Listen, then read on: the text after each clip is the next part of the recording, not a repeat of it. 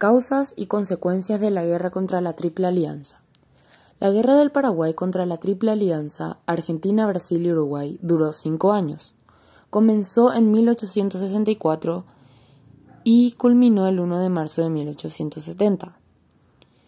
Se inició una nueva forma de vivir con una convivencia diferente a los gobiernos anteriores en el Paraguay.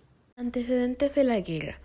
En el año 1849, Francisco Solano López fue comandante de la división paraguaya que ocupó las misiones al sur del Paraná y posteriormente fue nombrado jefe del Ejército Nacional con asiento en Pilar. En 1853, con el cargo de brigadier general, partió en misión especial a Europa. El objetivo aparente era establecer relaciones diplomáticas con Gran Bretaña, Francia, Prusia y Cerdeña, pero la verdadera finalidad era adquirir barcos y armamentos. En París, conoció a la irlandesa Eliza Lynch, quien sería su compañera y la madre de sus otros hijos. Durante su misión firmó un contrato de colonización para establecer una colonia, Nueva Burdeos, en el actual asiento de Villa Hayes, que regresó a fines de 1854. En 1856 fue destacado para viajar a Río de Janeiro con el fin de establecer un tratado con el canciller Paranos sobre navegación de los ríos. A causa de una enfermedad, fue reemplazado por José Verges. Fue nombrado ministro de Guerra ese mismo año. El 27 de septiembre de 1859 partió de Asunción a bordo del Tacuarel, acompañado por un séquito formado por el mayor José María Aguiar, el capitán Rómulo Hierros y los alfereces José Díaz y Pedro Duarte, con la misión de mediar en el conflicto entre los gobiernos del Paraná y Buenos Aires. El acuerdo firmado el 11 de noviembre y que se conoce como el Pacto de San José de Flores establecía que Buenos Aires se declaraba integrante de la Confederación Argentina, siendo la República del Paraguay la garante del cumplimiento del convenio solicitado tanto por el excelentísimo señor presidente de la Confederación Argentina como por el excelentísimo gobierno de Buenos Aires. A mediados de 1862 fue designado sucesor de su padre en el gobierno por el caso de Acefalia, hasta tanto se reuniera un congreso para elegir un nuevo mandatario. El 10 de septiembre murió don Carlos Antonio López y Francisco Solano, ministro de Guerra, asumió provisoriamente la presidencia del país. El 16 de octubre de 1862, el Congreso lo eligió presidente por un periodo de 10 años. Durante los primeros 3 años, su gobierno se caracterizó por una intensa actividad de la administración pública. Se prolongó el ferrocarril hasta Pirayú, se inició la construcción del Palacio de Gobierno, el Oratorio de la Virgen de la Asunción y el Teatro Nacional. Se fundaron nuevas escuelas y se otorgaron becas a jóvenes estudiantes para Europa. Creó un nuevo campamento en Cerro León en el que reunió 5.000 soldados. Situación internacional de Paraguay hacia 1860. Paraguay era el único país de América del Sur que no importaba productos extranjeros que se pudieran elaborar en Paraguay y que aplicaba fuertes recargas aduaneras a los pocos productos que ingresaban al país como una forma de proteger a la incipiente industria paraguaya. Esta política, que comenzó a aplicar Carlos Antonio López según el modelo de Estados Unidos de América, fue continuada por su hijo Francisco Solano. Este además armó al país y lo fortificó, convirtiendo los fuertes de Itaipú y Humaitá en barreras contra el libre cambio o el contrabando. Paraguay tenía una aceptable industria de acero y fabricaba sus propias armas, lo que le daba cierta independencia, mientras que Inglaterra apoyaba a los comerciantes argentinos y brasileños. La barca del Imperio Británico auspició la creación y el engrandecimiento del barco Mauá del Brasil, que no tenía con Paraguay lazos de dependencia económica. La guerra de secesión en Estados Unidos de América, en lo que los ejércitos del norte arrasaron los campos algodoneros del sur, produjo una importante merma a la producción de algodón, materia prima que Inglaterra necesitaba para sus fábricas textiles. El gobierno británico propuso un tratado de comercio para adquirir algodón paraguayo a cambio de manufacturas, a lo que Francisco Solano López se opuso, respondiendo que el Paraguay solo vendría algodón a cambio de libras esterlinas. Esta respuesta cayó muy mal a Inglaterra. Protesta del 30 de agosto de 1864. En la segunda mitad del 1864, el vapor de guerra uruguayo Villa del Salto se refugió en Concepción de Uruguay, tras ser atacado por un cañonero brasileño de camino a socorrer a las tropas de Mercedes. Como castigo por la inevitable caída de Mercedes, Uruguay deportó al ministro brasileño Juan Alves Loureiro. Al conocer esto, López se convenció de que Brasil usaría Uruguay como recurso para invadir el Paraguay. Invasión brasileña en Uruguay. El 16 de octubre de 1864, el ejército brasileño, bajo el mando del general João Miguel Mena Barreto, cruzó la frontera uruguaya apoderándose de la villa oriental de Melo. El 20 de octubre, Joaquim Márquez Lisboa firmó un acuerdo con el caudillo uruguayo colorado Venancio Flores, por el cual el imperio se aliaba oficialmente con los revolucionarios colorados. El semanario señaló que si el Brasil persistía en esa tesitura, la guerra se produciría inevitablemente. Mientras tanto, proseguían los preparativos militares. El ingeniero Richard Bohm y el técnico en telegrafía eléctrica Hans Fischer, ambos alemanes, contratados en tiempos del gobierno de don Carlos Antonio López para construir el telégrafo, despacharon desde Villeta el primer telegrama dirigido al presidente. Guerras civiles en el Río de la Plata. En los países vecinos no se tenía ninguna calma. En la Argentina se enfrentaban los partidarios de Juan Manuel de Rosas federales y Justo José Urquiza unitarios. En el Uruguay, Manuel Oribe Blancos y Frutuoso Rivera Colorados se habían envuelto en una guerra civil. Los blancos tenían el apoyo de Rosas, que a su vez lo acompañaban en su campaña contra los unitarios argentinos. Se impuso Urquiza en Cepeda. El mismo año intervino Francisco Solano López y se firmó el Pacto de San José de Flores, con el que se puso a fin a la lucha.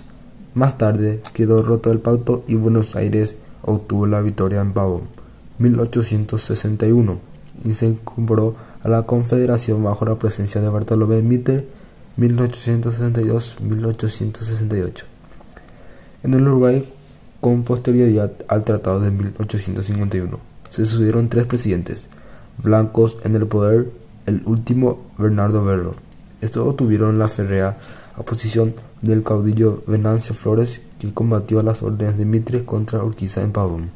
De ahí que recibió el apoyo para organizar una revolución desde la Argentina para derrocar al presidente Berro. Preparativos para la guerra. Las tropas se concentraron en el campamento Cerro León. Los barcos mercantes fueron preparados para la guerra. Aumentaron la producción de tejidos, el arsenal se alistó para la preparación de armas, la sanidad militar fue organizada por los médicos ingleses y algunos paraguayos. Campaña de Mato Grosso.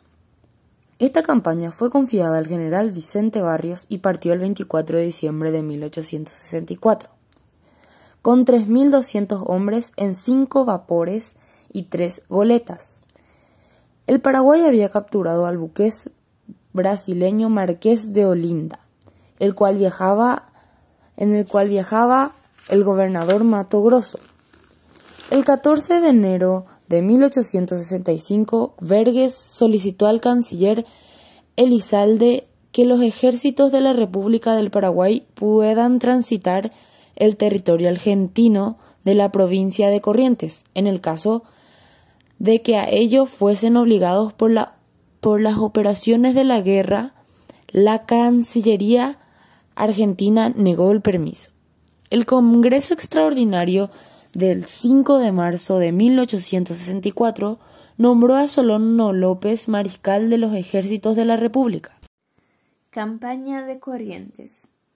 El 13 de abril de 1865 se inicia la guerra contra Argentina, tras un secuestro de 2 pequeñas embarcaciones argentinas por parte de una flota paraguaya. Una división de la población aprobaba el conflicto debido a que Wenceslao Robles y Isidoro Resquín ocuparon Corrientes militarmente, aunque los que se oponían a Mitre apoyaban a Paraguay. Wenceslao avanza hacia el sur, ocupando Corrientes, mientras que el argentino Elizalde, el brasileño Octaviano y el uruguayo Carlos de Castro firman el Tratado de la Triple Alianza. Batalla de Riachuelo. Frente a Riachuelo se encontraba apostada una escuadra brasileña, a 15 kilómetros de la ciudad de Corrientes. López ordenó al capitán Pedro Mesa destruir la escuadra, y el 11 de junio de 1865 el capitán Mesa se dispuso a atacar a los brasileños al mando de una flota que estaba compuesta por 9 naves, de las que solo 2, el Tacuarí y el Paraguarí, eran naves de guerra. Finalmente, luego de una intensa lucha, fue favorecida la escuadra brasileña, que se encontraba mejor equipada que la paraguaya, ya que la mayoría estaba compuesta por barcos mercantes equipados para el combate. Campaña de Uruguayana. Batalla de Yataú.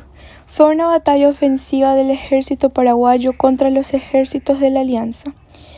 Estuvo dirigida por el teniente coronel Antonio de la Cruz Estigarribia, quien antes de cruzar el río Uruguay encomendó la dirección de las tropas al coronel Pedro Duarte, quien con sus tropas ocupó San Borja y venció a las tropas aliadas en Guaviramí, situada en la región del Río Grande del Sur. Estigarribia, no obedeciendo las órdenes del mariscal López de quedarse en su sitio, marchó hacia Uruguayana y dio la orden al teniente coronel Duarte que hiciera lo mismo con sus tropas. Campaña de Humaitá. Esta campaña duró casi 3 años, desde el repaso del Paraná por las tropas paraguayas en octubre de 1865 hasta la capitulación de Humaitá en 1868. Francisco Solano López tenía su comando en Humaitá en noviembre de 1865. Se trasladó a Paso de Patria para ponerse al frente del ejército acampado allí. En Humaitá, situado en el actual departamento de Ñeembucú, se encontraban los ejércitos paraguayos en ambas márgenes del río Paraguay, armados con numerosos cañones para frenar el paso de la escuadra de los buques de los aliados por el río Paraguay e impedir de esa manera que lleguen hasta Asunción. Batalla de Corrales.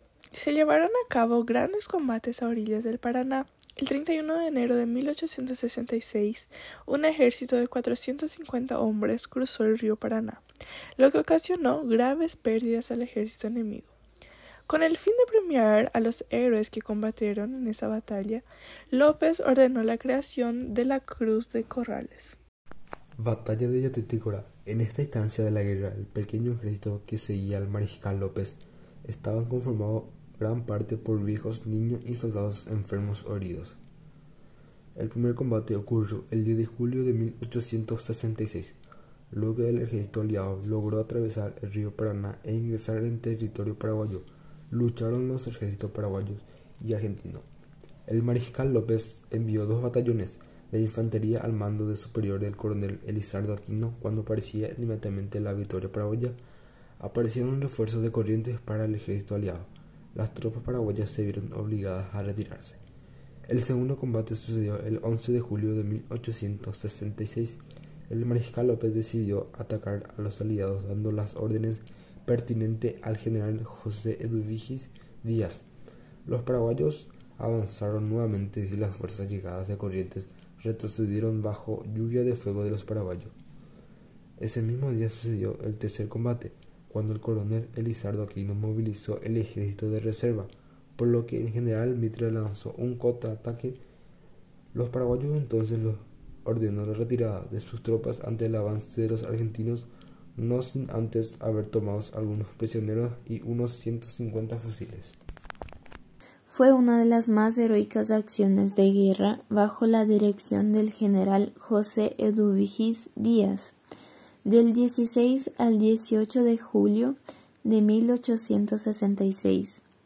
El coronel Elizardo Aquino fue gravemente herido y el presidente lo ascendió a general, pero más tarde murió.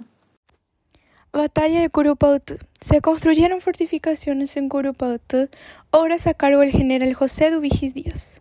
El ataque se produjo el 22 de septiembre de 1866.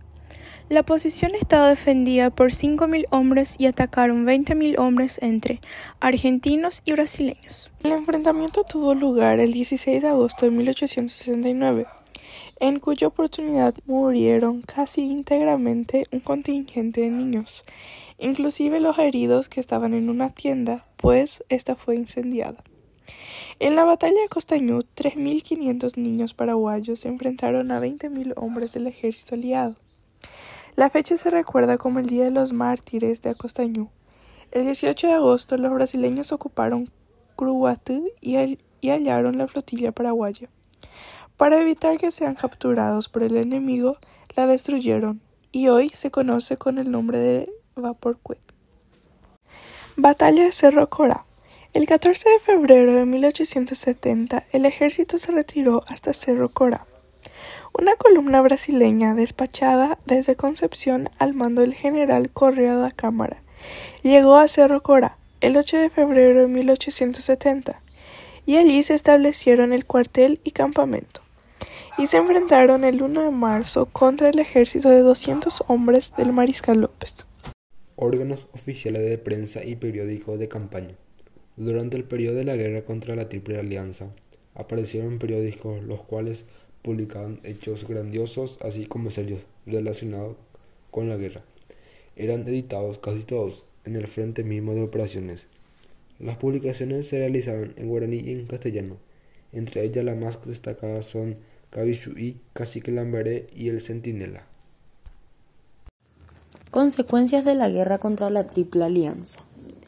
Al final de la guerra, el objetivo principal de los paraguayos fue la recuperación del Paraguay, puesto que el país estaba en ruinas. En el aspecto económico, social, político, cultural, entre otros, el 25 de noviembre de 1870 se juró una nueva Constitución Nacional, conocida actualmente como la Constitución del 1870. Esta Constitución amparaba las libertades de libre tránsito en la República, al trabajo, al libre culto y reunión, abolición de la esclavitud, el derecho a la ciudadanía a todos los hombres mayores de 18 años. Las consecuencias de la guerra para el Paraguay fueron devastadoras en todos los aspectos. Según los estudios de Thomas Wickham y Barbara Podhast, la población perdida fue del 60%. Según un censo de 1872, el 31% eran varones y el 69% eran mujeres. Capdevila, 2010.